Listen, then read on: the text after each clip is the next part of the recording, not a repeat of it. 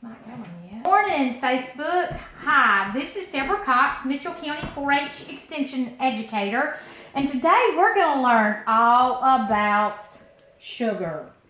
We're going to be doing a series of experiments from this book, Sweet Science, and so we hope you will want to join us every Wednesday at 10 a.m. Now, there'll be some days that we will go Facebook Live, but other days it will be posted. We're also going to be sharing on YouTube, so just know that. So what I want to do right quick is just share some information. I've got Dusty Russ, our administrative assistant, that's helping with the videotaping.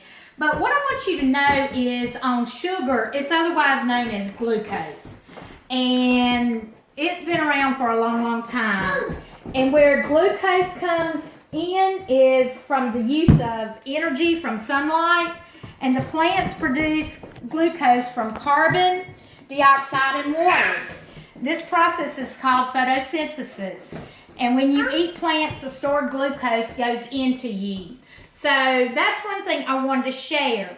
Now today we're going to do burping balloon. There is one ingredient that was hard to find, and you may have had a hard time finding, and that was the active dry yeast. And I have to give a shout out to Sweetly Sheely here in Camilla, Georgia, because I checked 4 grocery stores and could not find that particular item. But sugar is on hand. You can find that easily, and then you've got to have your warm water. Those are the 3 ingredients. Then your lab pieces you have to have. You have to have, sorry for the interruption. You have to have a bottle and then a balloon. And so those are 2 things that you have to have for your lab. So what you need is to make sure you get warm water. Make sure it's not hot, and I had just got it before we started. Pour it in. Then you take the yeast.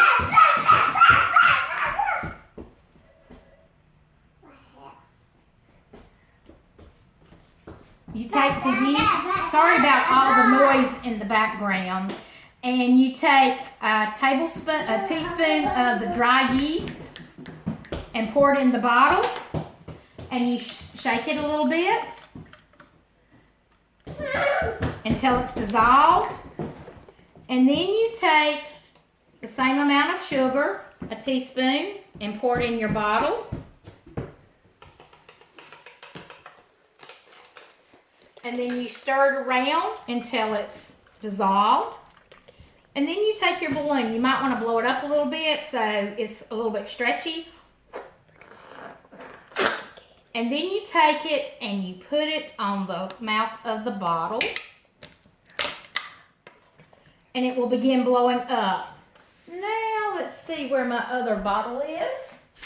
We did this about 30 minutes ago, so it has started blowing up with the yeast. You might take a smaller bottle than what we have used here.